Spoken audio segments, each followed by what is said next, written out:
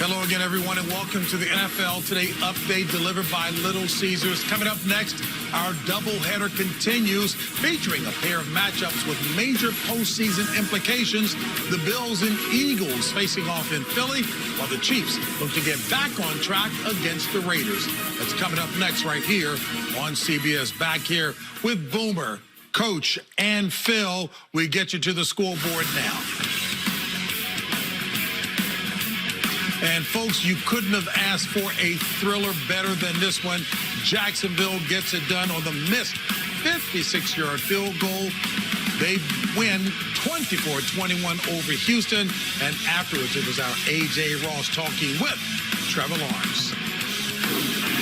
Jags quarterback Trevor Lawrence, I heard you say he almost had a heart attack. This was a thrilling win against a very formidable Texans team that took it down to the wire. How clutch was your defense there on that last drive?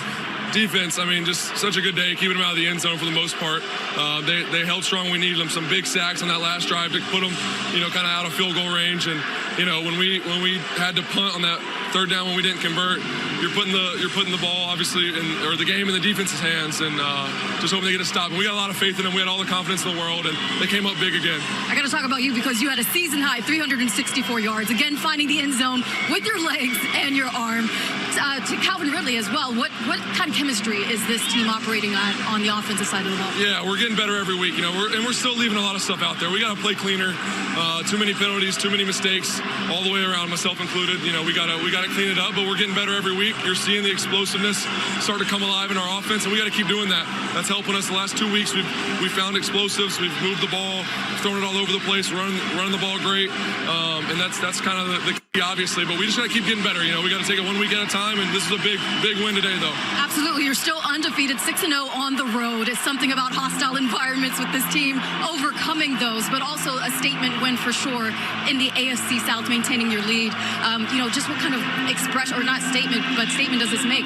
It's huge. I mean, this is a really good football team. They're playing really well. They're a hot team right now. They're playing great, and we knew it wasn't going to be an easy game. We knew it was going to be a four-quarter fight to the end, and it was. Even though we got out front by 10 points, in the second half, we knew it was going to be a fight. So, hats off to them. They're a great team, and the way they're playing, we might end up seeing them again. So, all the respect to them. But this was a huge win. They beat us at our place early in the season. They're on our heels in the division, and this is a chance for us to separate ourselves a little bit. But it's only one of, I think we've got 6 more now. So we got to keep playing. We got to keep winning these games because that team's going to keep playing. I'm sure they're going to win some more games too. Congratulations. Thank you. Appreciate you. A big hurdle for the Jacksonville Jaguars. They've lost 10 out of 11 to that football team, kind of getting a monkey off their back. And I give Trevor Lawrence a lot of credit with that game afterwards, Bill. We talked about the inability of them to close that out. But, Trevor Lawrence, very humble in that win, understands what the importance of that was. And that Jacksonville defense in that last drive, keeping CJ in the pocket, because when he gets out of the pocket, so dangerous, plays all day long. Kudos on both sides of the ball. Without question, one of his better games overall. But I think the last 2 series of the game, they had a chance to get first downs, and they didn't make it. And I think that's what he's talking about when he says he's putting his defense back out there. Take a look at this throw to Christian Kirk on the run, right on the money. Absolutely perfect. This is the kid that was the #1 overall pick, and this is what he's supposed to look like. Finds Calvin Ridley, cutting across the middle, down the sideline. How quick was it? And then take a look at this touchdown pass to Ridley right here, off of his back foot. Perfect strike. Everything was perfect about it. But I know what he's saying when he says we have to put the defense back out on the field to win it. He feels disappointed that he didn't have a chance to close it out on offense. And they missed the field goal. They had a punt before they finally got the ball back to end the game with the clock. But I would say that they're a tough team, but they are the #1 team in the AFC right now. You realize that. Now, depending on what Kansas City does against the Raiders, and then, of course, we also have Buffalo going against Philadelphia. And take a look at this AFC picture, Phil, and you can see right here what Baltimore does as well. So if Baltimore wins, they'll go to the #1 seed. But if Baltimore and Kansas City both lead, Jacksonville will retain the #1 seed in the AFC. What I take out of this game, you look at all that, Jacksonville and Houston, it's going to be a nice next 5, 6, 8 years. Young skill, young teams, young quarterbacks, really good. And C.J. Stroud, the losing effort, it wasn't his greatest day. But, Bill, they could not keep him in the pocket. I think that's something we just kind of overlook. I mean, I don't know who. It looks like Fran Tarkenton back there. Yeah. Running around, and even in the last drive, it's hard to keep him in there. So impressed with both quarterbacks.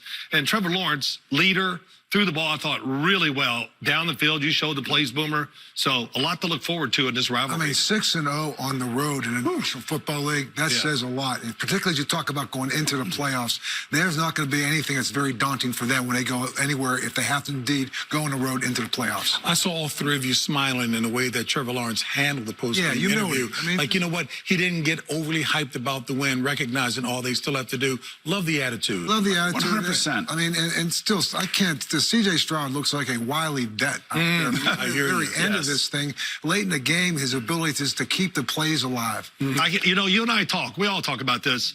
I keep waiting for C.J. Stroud to hit that Rookie wall? Proverbial wall. But, man, and I thought I saw it a little last week, but today he looked fresh and making plays, and he's pretty He impressive. is focused. Boom, late games. All right, we got Josh Allen. Big game for him. He leads the NFL with 22 touchdowns this season. He's also tied with the NFL lead in interceptions thrown. He's got 12 of those. And now there's Jalen Hurts. He will not have Lane Johnson, his #1 all-pro tackle, with him. It's going to be all on him now.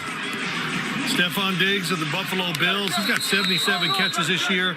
The receiving core last week looked different, sharp. I love what they were doing on offense last week. How about A.J. Brown, tied for second in the NFL with receiving yards? That would be 1,013. Has 40.6% of Philadelphia's receiving yards. And the other guy on the other side, boom, that's Devontae Smith. A touchdown in 2 of his last 3 games. Again, the 1-2 punch, maybe one of the best in the NFL. Leonard Floyd, pass rusher for the Buffalo Bills. 9.5 sacks this year. Nobody talks about him. He gets lost in the fray somehow, but he's doing a good job. You want to talk about a pass rusher? How about Hassan Reddick and this Eagles defensive front 4?